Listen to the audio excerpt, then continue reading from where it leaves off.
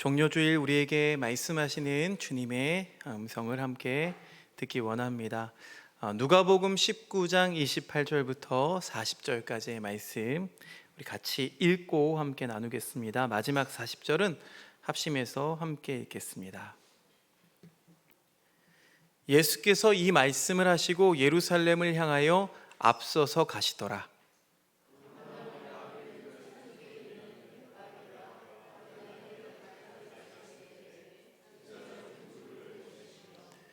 이르시되 너희는 맞은편 마을로 가라. 그리로 들어가면 아직 아무도 타보지 않은 나귀 새끼가 매어 있는 것을 보리니 풀어 끌고 오라.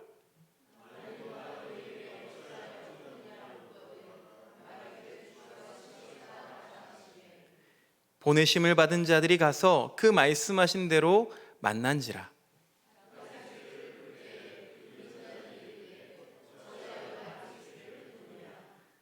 대답하되 주께서 쓰시겠다 하고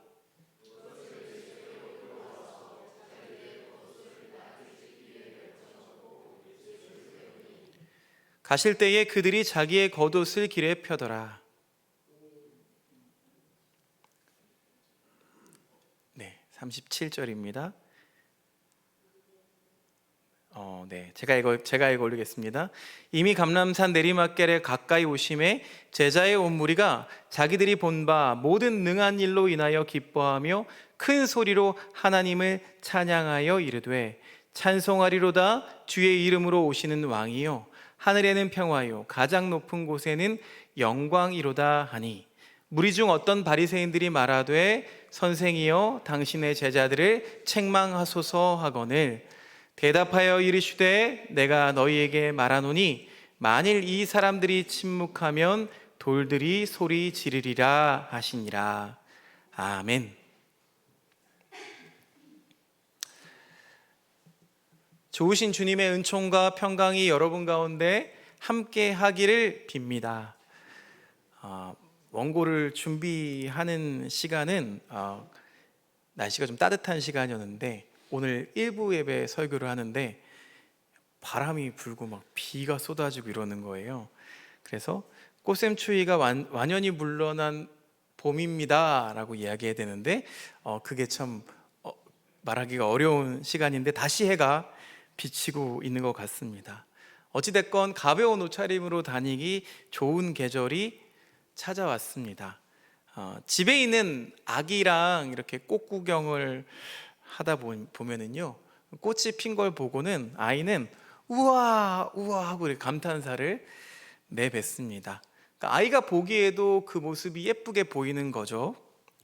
그러니까 봄이 당연하다고 여겼는데 아이의 감탄사를 들으면서 당연한 건 하나도 없구나, 다시 찾아온 봄이 우리에게 기적임을 깨닫게 됩니다.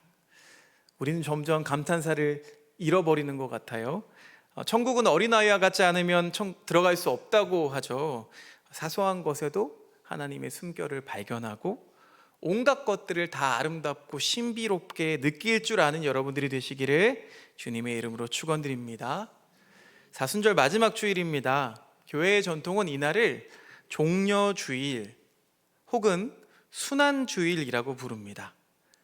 예수님의 마지막 일주일이 시작되는 일요일이죠. 주님이 예루살렘에 입성하시던 그날에 있었던 사건을 기리면서 우리 종려나무 가지를 들고 많은 인파가 주님을 환영했기 때문에 종려주일이라고도 부르고요. 또 주님의 육체적 고문 또 순환이 시작되는 그런 주간이기 때문에 순환주일이라고도 해왔습니다. 보통 우리가 일주일 간격으로 이렇게 예배를 드리다 보니까 다음 주일을 부활주일로 예배드리기 위해서 이 종려주일과 순환주일이 굳이 같은 날로 고정돼 버린 거죠. 그런데 벌써 제목에서도 알 수 있듯이 종려주일과 순환주일 사이에는 괴리가 있습니다. 종려주일이라고 하면은요 뭔가 이렇게 환호성을 질러야 될 것 같은 어떤 설렘, 들뜬 마음이 전해져 오죠. 특히 이 종려주일로 섬기는 이때는요 6월절 축제가 시작될 무렵이었습니다. 유월절은 어떤 날입니까? 이스라엘의 또 다른 기원인 이집트 노예살이로부터 탈출한 그 사건을 기억하며 기념하는 절기죠. 식민 지배를 받고 있는 처지임에도 불구하고 유대인들은 이 유월절만큼은 성대하게 지켰습니다. 우리나라 같으면 광복절 같은 날인 거예요. 민족의 해방을 기념하면서 지금 오늘 이 순간에도 이 동일하게 정치적 해방이 오기를 염원하면서 그 시간을 보내고 있었다는 거죠. 종려나무 가지를 들고 주님을 환영하는 이 이야기의 배경은 한층 고조되어 있는, 모두가 설레고 들뜨고 무언가를 기대하고 있는 그런 순간입니다. 반면에 순환주일, 이 말에서도 알 수 있듯이 사람들의 환호와 이 칭송을 받으시던 주님이 돌연 고난을 당하시면서 이야기가 전혀 새로운 국면을 맞습니다. 예수님을 향한 이 기대가 순식간에 차갑게 식어버립니다. 동그랗게 눈을 뜨고 주님을 바라보던 눈들이 이제 실망을 넘어서 경멸에 찬 눈으로 바뀌는 게 참 순식간입니다. 주님과 3년간 동고동락했던 제자들의 모습은 또 어떻습니까? 주님이 체포되니까 뿔뿔이 다 흩어집니다. 고문당하시는 주님을 등지고 도망갑니다. 죽음에 삼켜지고 있는 주님을 나 몰라라 합니다. 그 중에는 주님을 모른다고 부인하는 제자까지도 있습니다. 자, 그러면 왜 하필이면 이 종려주일과 순환주일이 같은 날일까요? 왜 우리에게 무엇을 알려주기 위해서 같은 날이 되어버린 걸까요? 저는 이렇게 생각합니다. 인간이란 이토록 변덕스럽고 얄팍한 존재라는 진실, 그 진실을 마주하라는 뜻입니다. 오늘 날씨처럼요. 여러분, 인간은 연약한 존재라고 표현하면은요, 이건 너무 인간 변호적입니다. 시쳇말로 하면 인간은 성미가 참 못돼 먹었습니다. 비열하고 약삭빠릅니다. 이득이 되면 취하고 피해가 되면 외면합니다. 이해 득실만 따지면서 살아가는 우리들의 모습에 아연실색해지곤 합니다. 자, 오늘 말씀은요, 종려주일에 보다 방점을 찍고 말씀 안에서 들려오는 하나님의 음성에 귀를 기울여 보고자 합니다. 누가복음 19장에 우리에게 주어진 말씀이죠. 복음서를 읽는 방법 중에 하나는 예수님과 일행의 이동 경로에 초점을 맞추고 읽는 방법입니다. 익히 아시겠지만 우리 예수님의 주 활동지는 이 예루살렘이 아니었습니다. 중심지가 아니라 주변부를 이렇게 맴도시죠. 이유가 있습니다. 예수님은 변두리로 밀려난 사람들의 마음을 만져주시는 사역을 하셨습니다. 그들의 병든 몸과 마음을 치유하시고 또 그들에게 하나님 나라 복음을 전하셨습니다. 그러니까 자긍심이 무너진 사람들을 일으켜 세우시는 일이 주님께서 하시던 가장 시급한 일이었습니다. 중심부가 아니라 변두리의 사람들을 만나기 위해서 예수님은 계속 이렇게 우회한 듯이 보이지만 기본적으로 예수님은 예루살렘을 향해 나아가십니다. 그리고는 때가 온 것을 아시고 그 걸음을 곧장 예루살렘으로 옮기시는데 그 걸음이 예사롭지가 않습니다. 누가복음 19장 28절 말씀 세번역 성경으로 같이 읽어보겠습니다. 시작. 예수께서 이 말씀을 마치시고, 제가 노란색으로 표시해뒀죠? 앞장서서 걸으시며. 그러니까 복음서를 읽는 가운데 이런 예수님의 모습은 다소 낯섭니다. 보통 복음서에는 어떻게 표현되어 있냐면 이동 경로에 대해서 주님과 제자들이 어디에 도착했더라, 어디를 향해 가더라 라고만 기술해 놓았는데, 이렇게 주님께서 앞장서서 걸으시며 라는 부사를 동원한 적이 없습니다. 근데 유독 오늘 말씀은요, 주님께서 앞장서서 예루살렘을 향해 가셨다라고 강조하고 있죠. 제자들은 주님과 마주 보면서 말씀을 들었던 사람이고요, 곁에서 주님의 구원 사역을 목격했던 사람들입니다. 어깨를 나란히 하며 함께 걷기도 했습니다.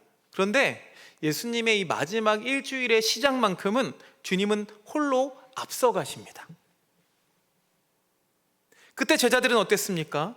뒤따르는 것 같았지만 어느 시점에는 선생님을 배반하고 도망치고 또 숨기에 바빴습니다. 그 주님의 뒷모습을 바라보지도 또 쫓아가지도 못합니다. 그런데 주님은 이런 모든 사실을 이미 다 알고 계신 것처럼 일부러 성큼성큼 제자들이 따라오지 못할 속도로 빠르게 앞서서 나가십니다. 일부러 따돌리려는 심산이실까요? 어째서일까요? 배신해도 좋다고, 너희들 인간들의 성정을 이미 다 알고 있다고, 치졸함과 비겁함을 이미 알고 있다고 하시면서 홀로 앞장서서 가신 걸까요? 주님의 마음을 잘 모르겠습니다.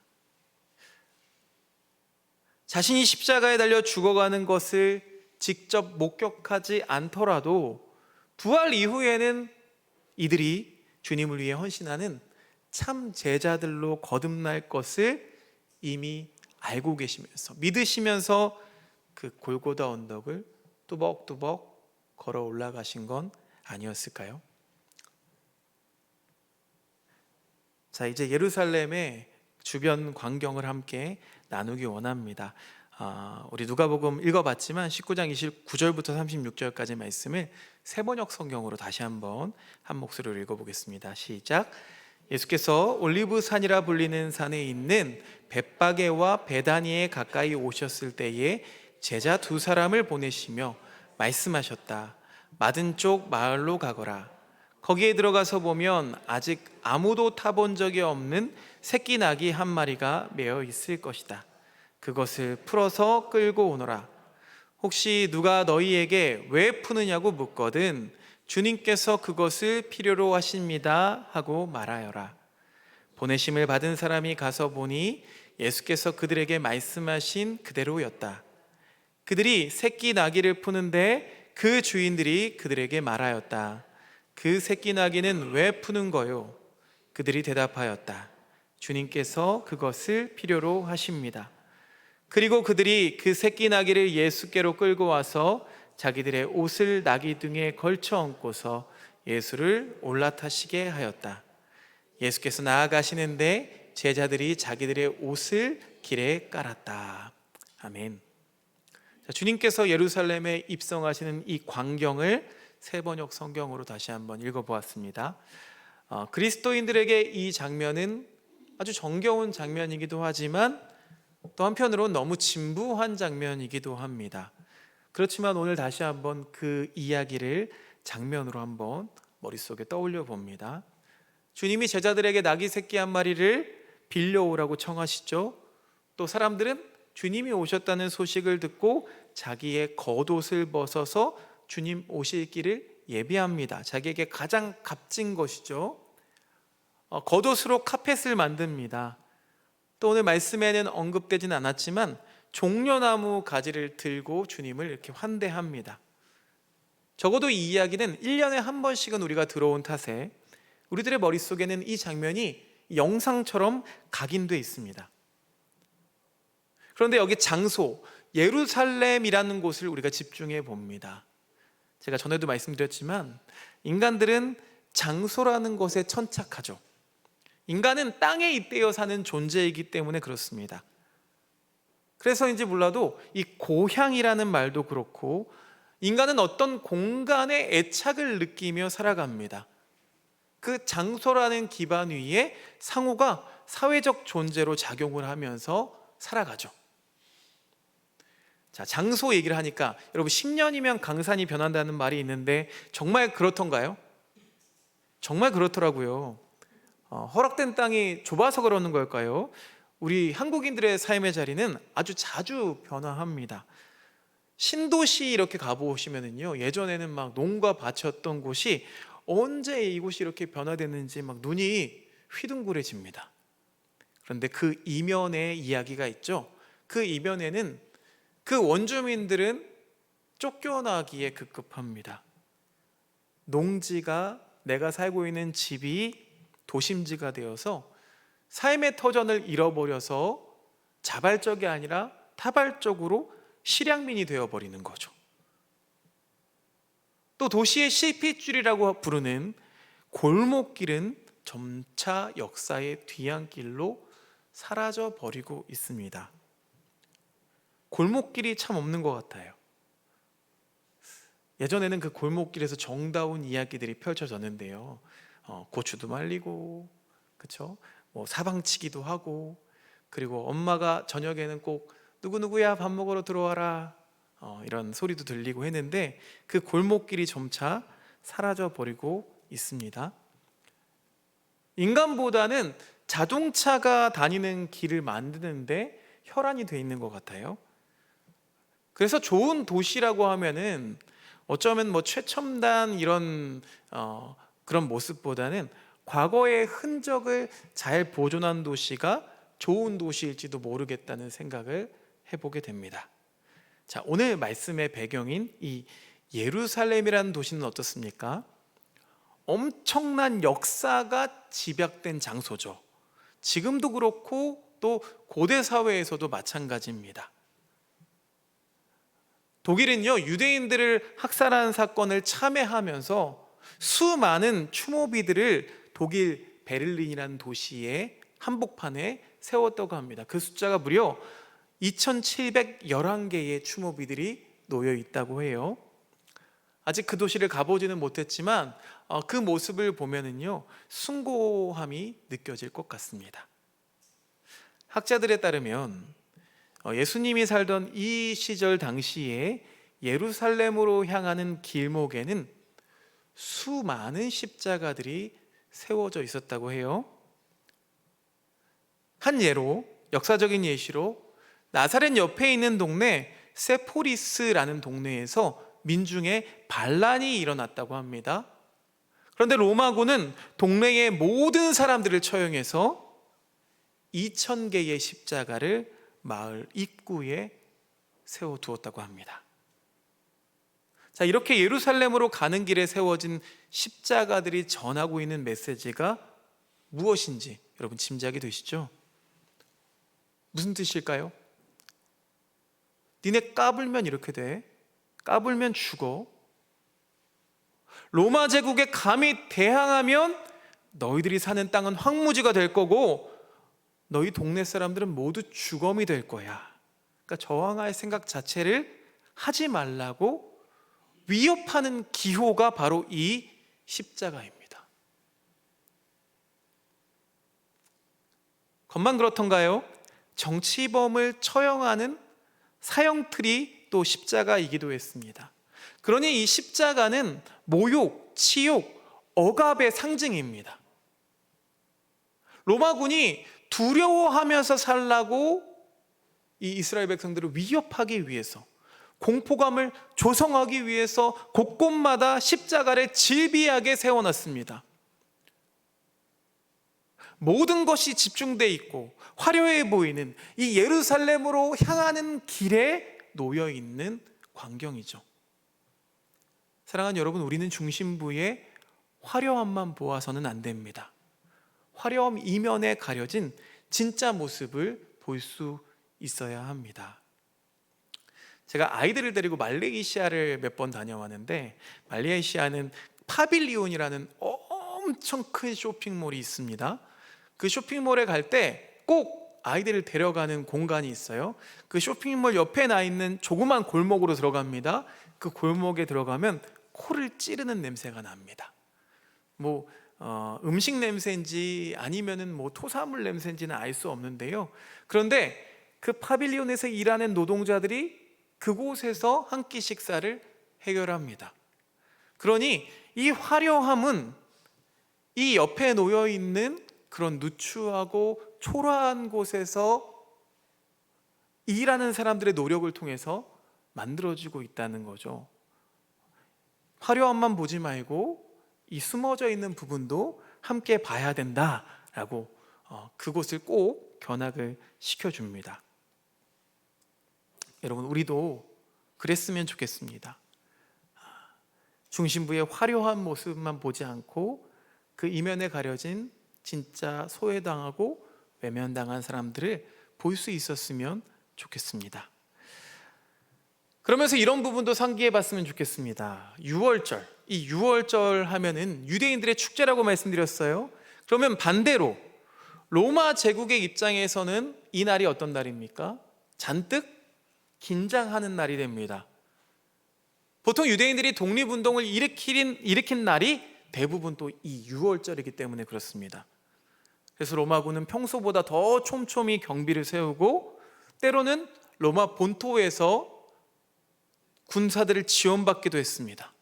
그런 로마 병사들의 행렬이 이 유월절 전에 이루어지는 거예요. 그 모습이 보기 어떻겠습니까? 위압감을 자아내죠. 여러분, 열병식 하면은 자기들이 가지고 있는 힘을 나타내는 거잖아요. 우린 이만한 무기가 있어, 이런 힘이 있어 라는 걸 보여주는 거잖아요. 식민 지배를 당하고 있는 이 유다 백성들, 너희들이 아무리 똘똘 뭉친다고 해도 이렇게 잘 조직된 군사, 이렇게 무기가 많은 군사들에게 맞서는 건 자살 행위나 다름없다는 것을 보여주기 위해서 이 로마 제국은 유월절 축제가 시작될 무렵에 본토가 있는 서쪽에서부터 예루살렘으로 이렇게 입성하는 행렬을 보여주곤 했습니다. 당시에 이름 있던 지도자들은 근엄하게 백마를 타고 살상 무기를 들고 이 식민지 땅을 밟았습니다. 유대인들은 그 모습을 그냥 무기력하게 바라볼 수밖에 없었습니다. 비록 오늘 성경 말씀에는 이런 대목들은 전혀 언급하지 않습니다. 하지만 예루살렘을 향하는 길목마다 십자가가 있었다는 걸, 또 예루살렘 서쪽 편에서부터 로마군의 열병식이 화려하게 펼쳐지고 있었다는 걸 이 복음서를 쓴 기자들, 그리고 복음서를 읽는 그리스도인들은 이미 잘 알고 있었습니다. 우리 주님은 그렇게 동쪽 감람산 주변에 세워진 수많은 십자가들을 지나 예루살렘으로 들어가십니다. 더욱이 늠름한 백마가 아니라 초라하기 그지없는 행색으로 나귀 새끼를 타고 뒤뚱뒤뚱 등장하십니다. 여러분, 나귀를 보신 적이 있으십니까? 동물원이나 이런 데서 보신 적도 있으시고, 저는 나귀를 한번 불러봤습니다. 성탄절에 교회에서 연극하는데 그 전라도 장흥인가요? 거기서 나귀를 1박 2일 빌려왔어요. 그래서 주차장에 재우고 비밀로 하고 있다가 예배 때 마리아와 요셉이 마리아를 나귀 등에 태우고 이렇게 입장하는 장면을 연출했던 기억이 있는데요. 그때 나귀를 똑똑히 봤습니다. 나귀가요 별로 크지 않아요. 다른 짐승보다 확실히 작습니다. 신장이 좀 큰 사람이 올라타면은요 발이 땅에 닿을 정도입니다. 사람을 태우고 아장아장 걸어가는 걸 보면 진짜 사람들이 참 잔인하구나 라는 생각마저 듭니다. 달리지는 당연히 못하죠. 발랑발랑 이렇게 걸어가는 모습이 그렇게 안쓰러울 수가 없었어요. 자, 이 광경을 지켜보던 로마인들의 반응은 어땠을까요? 비웃었겠죠. 자기들의 모습에 비해서 한없이 초라한걸요? 또 어떤 제자들은요, 어찌 보면 수많은 십자가가 놓여있는 그곳은 우리 민족을 위해 싸우다가 숭고하게 죽은 독립투사들의 묘를 지나는 거잖아요. 그 묘를 지나면서도 예수님은 무장투쟁의 의지를 전혀 내비치지 않으셔서 그 부분에 실망했을지도 모르겠습니다. 당시에 말이라고 하면은요 권력의 상징입니다. 그럼 말 대신에 이 나귀 새끼를 타신 예수님, 그 예수님이 그러면 몸으로 전하신 그 메시지는 도대체 무엇일까요? 왜 하필이면 나귀 새끼일까요? 구약의 언약하신 말씀을 성취하기 위해서죠. 그런데 또 하나의 이유가 있습니다. 주님이 나귀 새끼를 타고 예루살렘으로 들어오신 이유는 일종의 정치 풍자극입니다. 폭력과 억압으로 세상을 짓밟는 그 로마 제국을 비꼬시는 거죠. 평생 패권을 쥐고 있을 거라고 착각하고 있는 그 로마인들을 향해서 주님은 일침을 가하시는 거예요. 칼로 흥한 자는 칼로 망하게 될 거라고. 지금 너희들의 권세는 실상 한 사람을 태울 만한 나귀 새끼처럼 위태롭기 그지없다는 것을 폭로하시는 겁니다. 주님의 이 메시지를 당시에 간파한 사람이 얼마나 있었을까요? 확실한 거 하나는 주님은 유혈혁명을 주도하지 않으셨습니다. 오히려 수치의 상징이라고 말하는 그 십자가를 짊어지시고 세상의 폭력과 멸시를 기꺼이 자기 몸으로 껴안으십니다. 종려주일이자 순환주일인 오늘 우리가 기억해야 할 진실이 바로 이거죠. 주님은 수치와 억압의 상징인 이 십자가를 사랑과 자비로 탈바꿈시키셨습니다. 우리 주님은 증오와 미움, 그 폭력마저도 끌어안으시고 그것을 사랑으로 바꾸어 내셨습니다. 여러분, 이것이 우리에게 주어진 십자가의 사명입니다. 우리는 그 사랑을 본받아야 합니다. 그러나 예루살렘을 향해 나아가는 그 주님의 뒷모습을 끝끝내 바라보지 않으면, 그 발자취를 따르지 않으면 참 그리스도인이라 할 수가 없습니다. 세상은 우리를 속입니다. 네가 뭐하러 그렇게 힘든 일을 해? 혼자만 그렇게 산다고 뭐가 달라져?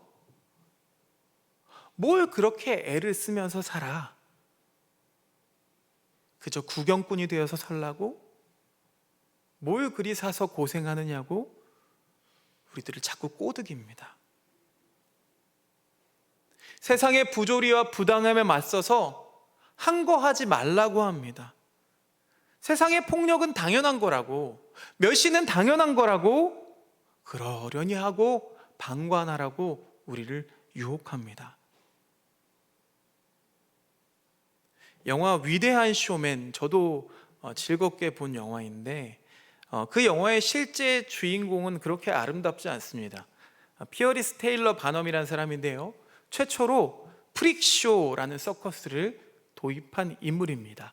프릭쇼가 뭐냐면요, 장애가 있는 사람들, 또 특정 신체가 남보다 현저하게 크거나 또 작은 사람들을 데리고 서커스 공연을 펼친 거죠. 구경거리를 만들어서 돈을 번 거예요. 많은 사람들이 이 쇼를 관람했습니다. 기꺼이 관람료를 지불하면서. 자, 이런 프릭쇼로 알려진, 그 중에서 가장 잘 알려진 피해자는요, 사키 바트만이라는 남자입니다. 남아프리카 코이코이족 태생인 그를 백인들이 붙잡아서 자신의 세상으로 옮겼습니다. 이미 그게 폭력이죠. 거기서 또 이 사람을 그냥 인간 전시물로, 나체로 구경거리가 되도록 하다가 이 사람은 26세에 숨을 거두었습니다.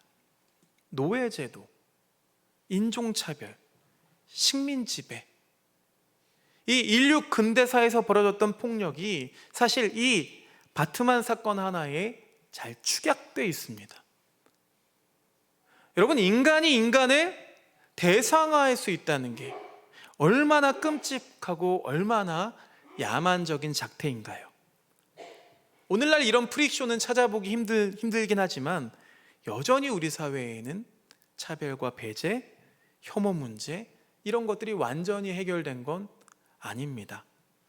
장애인이라고, 외국인이라고, 나와 다른 사람이라고 모욕하는 일 또한 적지 않습니다. 또 지금 우리 사회에서는 자기가 가지고 있는 소유를 가지고 타인에게 모멸감을 주는 행위들도 비일비재합니다. 우리 영혼이 그만큼 피폐해졌다는 말이죠. 뇌병변 장애를 겪고 있는 일라이 클레어라는 작가가 책에서 이런 이야기를 썼습니다. 누군가 자신에게 이런 질문을 했대요. 당신은 그렇게 많이 부러지고 그렇게 많이 잃고서는 어떻게 살아가시나요? 이게 우리들의 시선이죠. 많은 것을 잃었는데도 어떻게 그렇게 살아가실 수 있나요? 라고 했을 때 그가 이렇게 대답했다고 합니다. 부서진 것에 대한 이야기는 그 자체로 온전한 이야기예요. 그 말이 참입니다.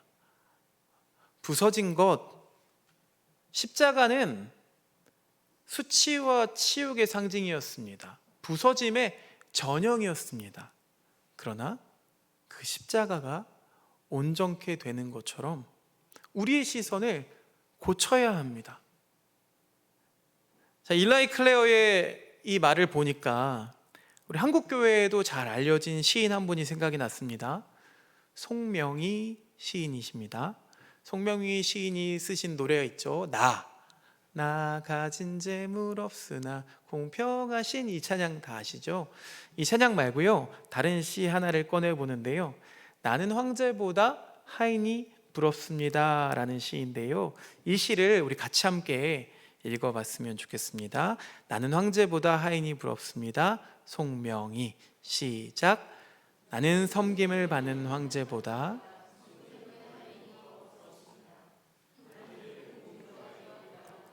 구박을 받아도 말갈량이가 되고 싶습니다. 나는 왕비의 가마보다 걸어다니는 평민의 다리가 더 좋습니다. 나는 최고의 VIP 대우를 받는 인기 스타보다 모든 것을 스스로 하는 사람이고 싶습니다. 나는 지성인의 지식보다 시인의 남다른 감각보다 노동자의 건강이 부러우며 봉사의 손길이 갖고 싶습니다. 무엇보다 기도하는 무릎과 손을 높이 들고 뛰면서 하나님을 향해 찬양하는 것을 원합니다. 그러나 나는 원치 않은 공주가 되어 다른 사람의 섬김과 도움을 받아야 하는 사람이 되었습니다. 쇼윈도의 마네킹처럼 나를 꼼짝 못하여 사람들이 나를 들고 가야 움직이고 내가 원하는 것을 가져다 줘야 집을 수 있으며 날마다 관장약을 넣어야 볼일을 보고 이불도 무거워 덮을 수 없는 처지입니다. 그렇지만 최선을 다하는 것이 나의 일이기에 죽을 힘을 다해 살겠습니다.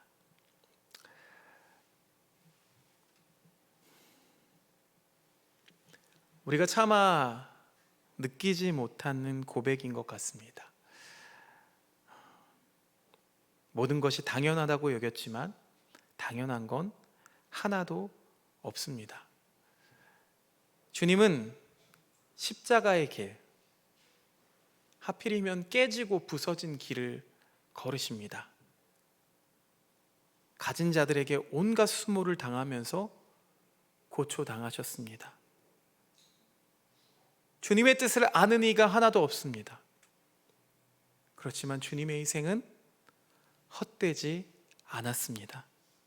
사망 권세를 깨뜨리고 부활하셨기 때문입니다. 그렇게 주님은 생명의 빛이 되셨습니다. 우리 그리스도인들은 그 빛 가운데 거하는 사람들입니다. 이제 종료주일을 넘어 주님의 마지막 일주일 고난 주간이 시작이 됩니다.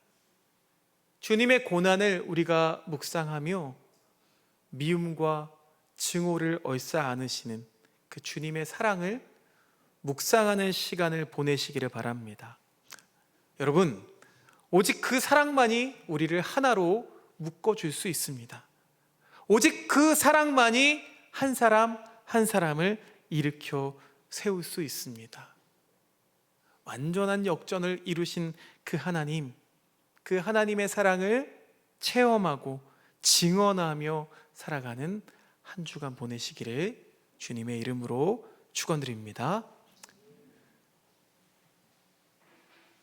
저주받은 십자가로